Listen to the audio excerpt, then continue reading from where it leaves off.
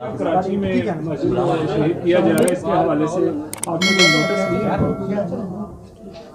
بسم اللہ الرحمن الرحیم۔ دیکھیں جی، سب سے پہلے تو سندھ اسمبلی کے اندر ہمارے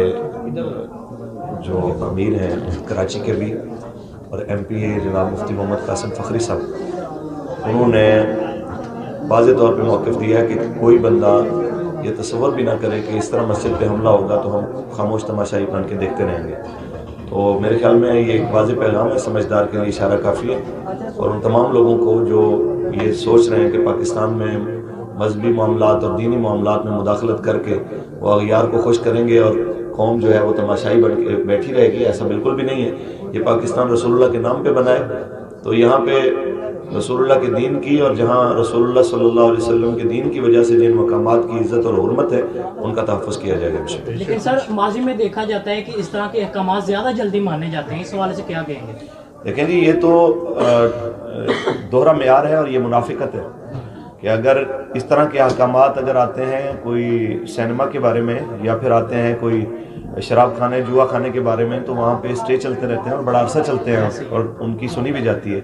لیکن جس وقت کوئی دینی معاملہ ہو تو اس وقت سب کی پھرتیاں دیکھنے والی ہوتی ہیں۔ یہ تو ان لوگوں کو جو بڑی کرسیوں پہ بیٹھے ہیں اور دینی معاملات کو کچھ بھی نہیں سمجھتے، یہ انہیں خوف خدا آنا چاہیے اور شرم آنی چاہیے کہ وہ جس منصب پہ بیٹھے ہیں اس حساب سے وہ بات نہیں کرتے۔ بالکل ایسے ہی ہے۔ جیسا کہ آپ نے UC 93 کے آفس کا افتتاح کیا ہے، تو کیا یہ کس جگہ پہ آپ کر رہے ہیں؟ پورے پاکستان میں، پورے پنجاب میں؟ دیکھیں جی، پورے پاکستان میں جس تیزی کے ساتھ تحریک لبیک یا رسول اللہ کا کام بڑھ رہا ہے، خاص طور پہ امیر محترم کی رہائی کے بعد،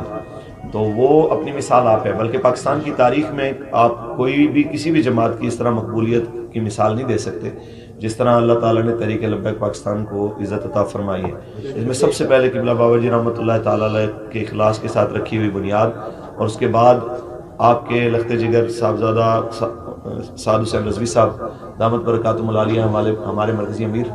ان کا اخلاص اور ان کے ساتھ تمام شہداء کے جو ورثاء جس استقامت کے ساتھ کھڑے ہیں، شہداء کا خون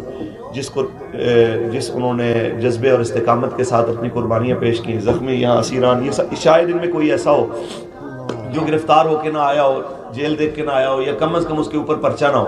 ان ساری چیزوں کے باوجود آپ دیکھیں گے ان کے چہرے بالکل مطمئن ہیں، یہ اپنے مشن کے اوپر بالکل گامزن ہے۔ بابا جی فرمایا کرتے تھے کہ آپ نے اگر مشن کا کام کرنا ہے تو کان بند کر دیں، یہ تصور بھی نہ کریں کہ لوگ کیا کہیں گے، جی بہت مشکل ہے، جی آگے رکاوٹیں ہوں گی، ایسا ہوگا۔ ان ساری چیزوں سے بے نیاز ہو کے لوگ کام کر رہے ہیں، باوجود بہت سارے رکاوٹوں اور مخالفتوں کے جو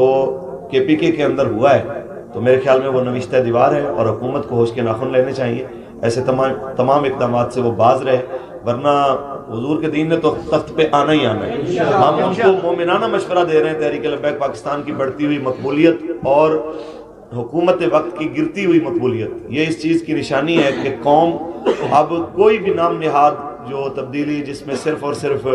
وعدے ہوں، نوکریوں کے، گھروں کے، لیکن اس کے اندر حقیقت میں کچھ نہ ہو، ان سے بالکل سیراب ہو چکی ہے، بالکل سیر ہو چکی ہے۔ اب قوم جو ہے وہ حقیقی معنوں میں رسول اللہ کا دین چاہتی ہے، حقیقی معنوں میں عدل و انصاف کا دورہ چاہتی ہے، حقیقی معنوں میں وہ قائد کا پاکستان چاہتی ہے جس کا نعرہ تھا پاکستان کا مطلب کیا، لا الہ الا اللہ، دستور ریاست کیا ہوگا۔